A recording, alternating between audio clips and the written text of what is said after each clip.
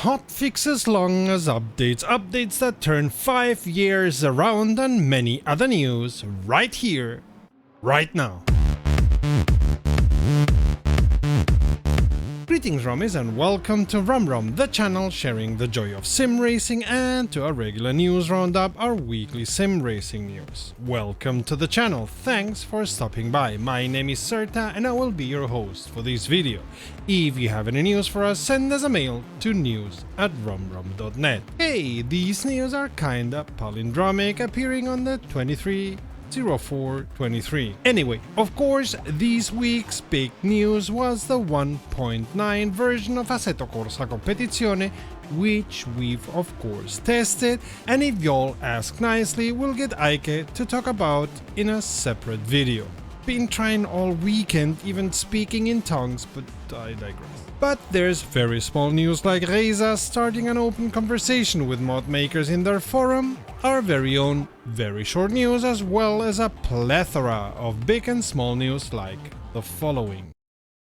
It's become typical and even topical that any Beam.NG quarterly updates feels like what would be seen as a major update for most other companies, and any hotfix reaches almost Realism levels of updatity. Yeah, I made that word up. We're saying this because, well, Beam.NG released a hotfix this week correcting issues reported by the community, and the list is Realism level big. The Autobello Piccolina got the gauge needles fixed and the sequential transmission launch RPM lowered, which we expect will help the motor survive longer. The ETK 800 series corrected the fenders in the TT Sport configuration, tweaked the aerodynamics, the all-wheel drive and the behavior of the differential, among many other fixes. The ETK K series also got the aerodynamics corrected, the shifter animation fixed, as well as also the all-wheel drive and the behavior of the differential, again among many other fixes. Other cars which saw small fixes are the Gavril H series, the Gavril Roamer, the Ibishus Hopper and Miramar, and the Soliat Wendover. There's been extensive work done on the automation level, with many of them correcting issues in the terrain, like fixing a hole in the dam building mesh, making the graphics better by improving the LODs, or very finicky things like the tire marks width. Also updated, but with a much smaller list, were the East Coast, USA and Italy. Also, a UI layout issue was fixed in garage to garage missions, and an obstacle was put in the blocked road mission in Utah. Talking about UI, the overall UI added a scroll bar to the list of possibly broken mods tool, which now also writes the full list of files to the logs when you open it. If you ever crashed against an invisible AI, the developers hope you won't anymore, as they expect to have fixed this bug, and several traffic signals and intersections were fixed in West Coast USA. Even the sound got some corrections this time, specifically the sound of the ETK i6 V8 exhaust, the wind sounds at high speed, and the cabin sound filter settings for some of the cars, especially the D15s. This is only a brush over the changes. The complete list can be found behind the link in our description.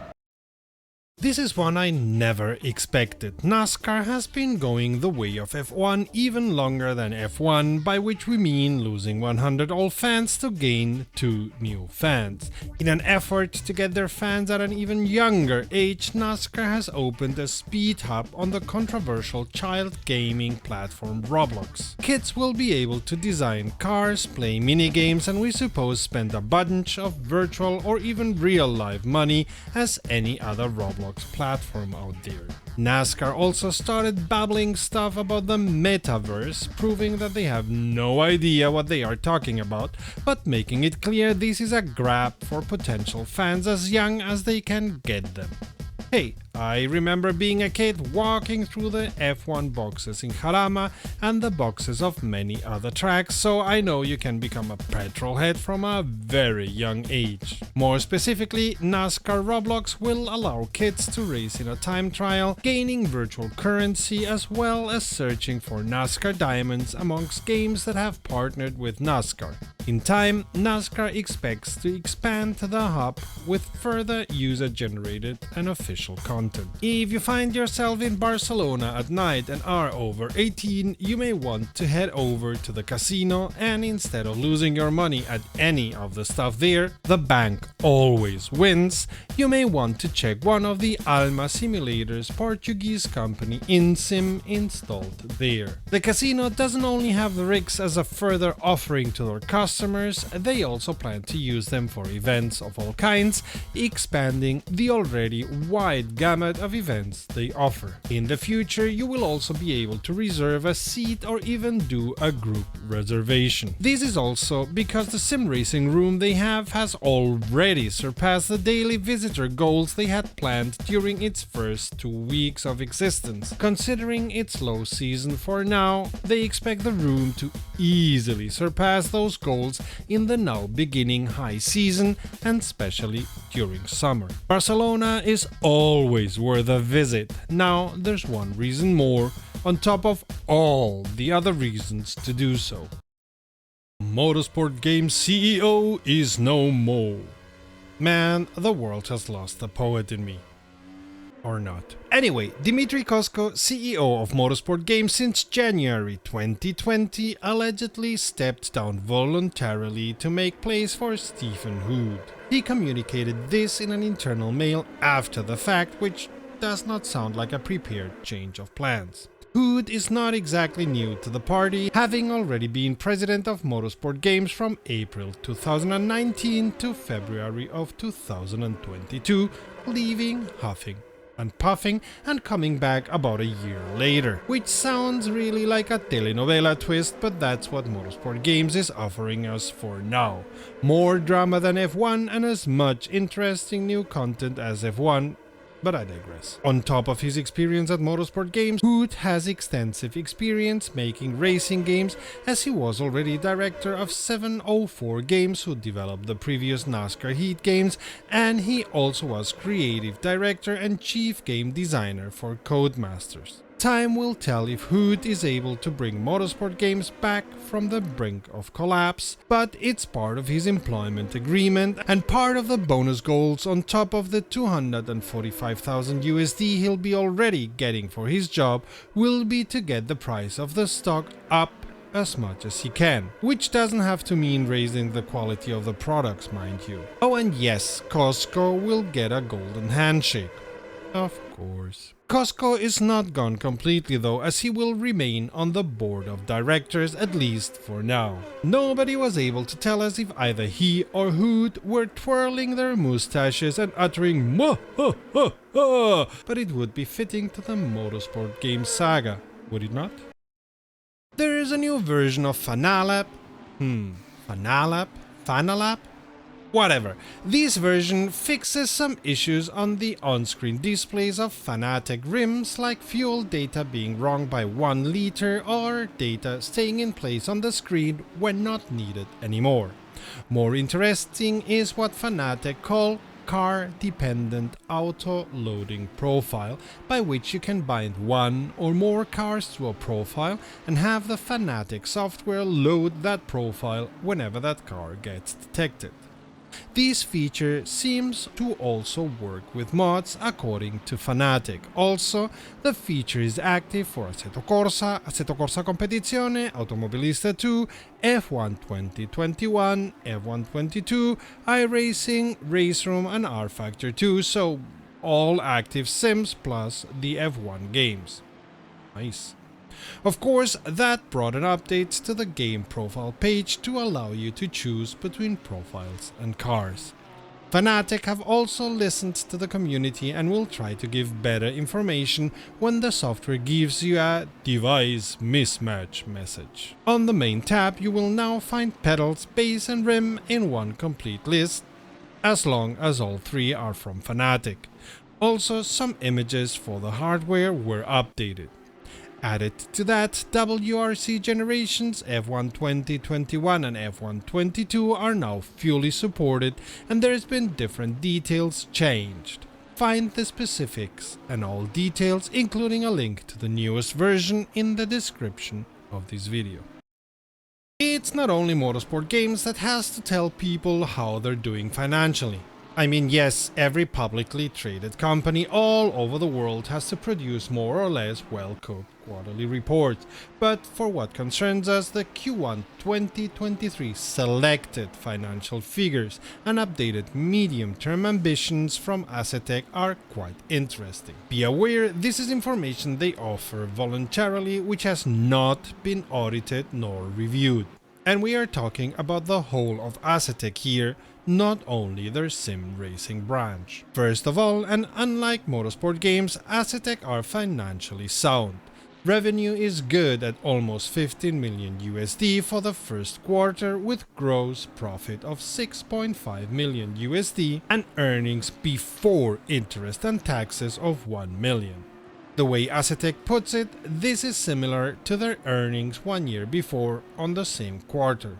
The gross margin increased though, as they have a richer ecosystem they now can sell us, but also because they increased prices while reducing costs.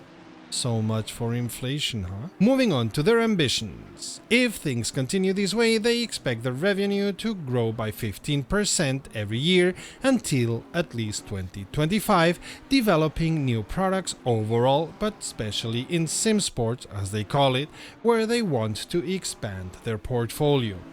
What this all means in a nutshell is they are financially sound according to the data they have provided, and they plan to expand the number and type of products they offer, from what we could read between the lines, especially through own development and not through any acquisition. Even more in a nutshell, Asetek are here to stay. iRacing's marketing and communications manager, Chris Leone, posted on the iRacing page an update of their work on making dirt racing more realistic. First of all, he shared with the readers the hope and expectation by iRacing to have it finished on public by June of this year. And then he went on to details like sharing that they've worked on the water content of the soil and how it makes a difference already between fresh and dry soil during a racing weekend, and also with regards to different parts of the track drying differently, like higher parts getting dry more easily as the water seeps down to the lower parts of the track. What the usage during a race weekend also means is the introduction of bumps and how they build up differently on different tracks. They also worked on the way dirt surface and tires work together. Man, that is looking more complicated with every sentence. They also worked on every kind of car that races on dirt, making the tire calculations or the physics calculations better, or both. And especially adding tire wear and even improving the sound of some not specifically named vehicles. Not included in the June release, but part of the whole work on dirt is making the AI better, so maybe it'll be something we'll see on the autumn quarter. And maybe also similar work on oval racing. The ever-promised, ever-teased, but yet unreleased weather system is planned for the very specific date of later this year, and this week they spend their time scanning Misano as well as Mugello, and coming back to dirt racing, Kern County is also in the works for iRacing. If you would like to support our channel, which we sure wish you would, and can afford it, you can do so by becoming a patron at patreon.com/rumrum. Amongst other perks, becoming a patron will fix your name for posterity like this, but you'll also get to know what we plan and what we're doing, and will be able to take part in our decisions. So, a big thank you to our patrons. If you're feeling friendly, please consider subscribing. Kunos have released their largest update possibly in the studio's history with the Assetto Corsa Competizione 1.9 release, and having driven it, this update is the biggest change in field that Assetto Corsa Competizione has received in its 5-year history. And they released some cars. We'll deal with both, starting with the changes. Tires have completely changed, and as Kuno said before, the Mickey Mouse setups of max toe, camber and minimum spring rates are for the most part gone. Prior to 1.9, the 5 tire readings from the physics model would be entered into one final equation to decide grip, wear and graining. Now the 5 readings are put each into their own equation and give their own outcome, meaning that scrubbing and overheating the inside shoulder of the tire is now possible by setup,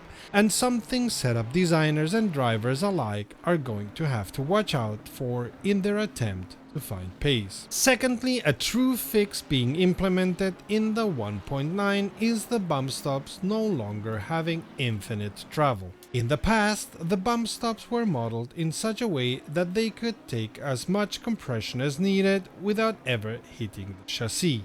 This flaw meant they made excellent secondary springs and allowed the cars to run much closer to the ground, increasing aero efficiency while not sacrificing corner stability.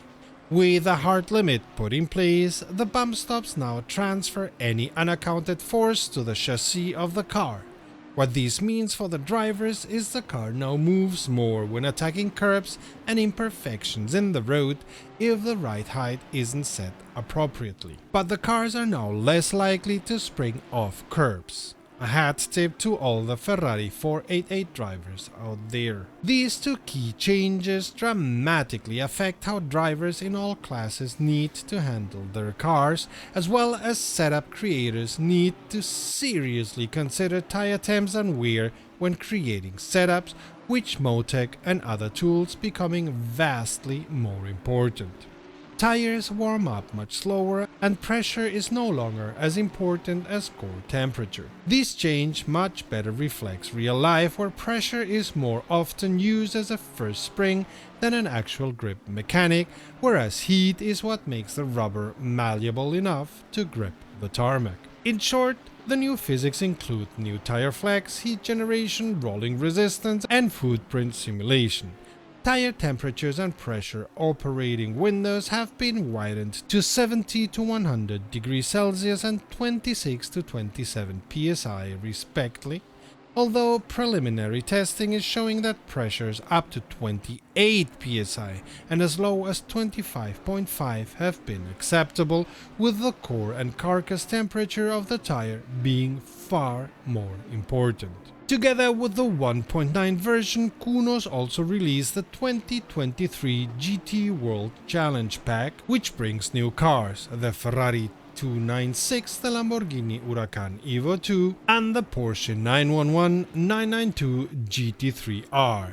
But sadly not the GT2 cars Kunos keeps talking about. Let's start with the easier car to cover, the Lamborghini. While a small cosmetic update, the car has an overhauled engine braking simulation, new balance of performance and from the ground up chassis design, hopefully optimizing the performance of the Huracan platform and bringing one of the oldest cars in Assetto Corsa Competizione to the fore again. The 992 GT3R is another iteration of the massively popular chassis design that has spawned entire championships and racing ladders across the world. While retaining the well-known rear engine configuration, this new iteration moves the weight balance further forward to the midpoint and brings a new suspension setup which should help with the previous generation's handling inconsistency. With the physics update, this car should be a giant step up for Eddie drivers looking for a new home in this new age of GT3 racing. Finally, the most anticipated of the cars, the Ferrari 296 GT3, a no-holds-barred interpretation of the GT3 regulations. Covered in winglets and obvious F1-inspired aero devices, the Ferrari handles bumps like a front-engine GT car with the poise of the mid-rear configuration drivers of the 488 or McLaren 720S will be well accustomed to. With small changes, these new Ferraris are extremely competitive and in the days since the update are emerging as the new meta car. Key among its benefits is outstanding braking performance rivaling the BMW M4 on release. All three of these cars will of course be balanced in time, but in the short term these new DLC cars will likely be the choice of a majority of drivers with the disposable income to support the 11 British pound, 13 USD euro free to access not only these, but also the new Circuito Ricardo Tormo track in Valencia, Spain. While predominantly known for its MotoGP connections, Valencia is an undulating anti-clockwise circuit that challenges drivers not only in complex braking zone, but hidden apexes and off-camber acceleration zones that encourage cars to break traction. A valuable addition to Assetto Corsa Competizione and should make for excellent racing once the drivers have some experience of braking zones.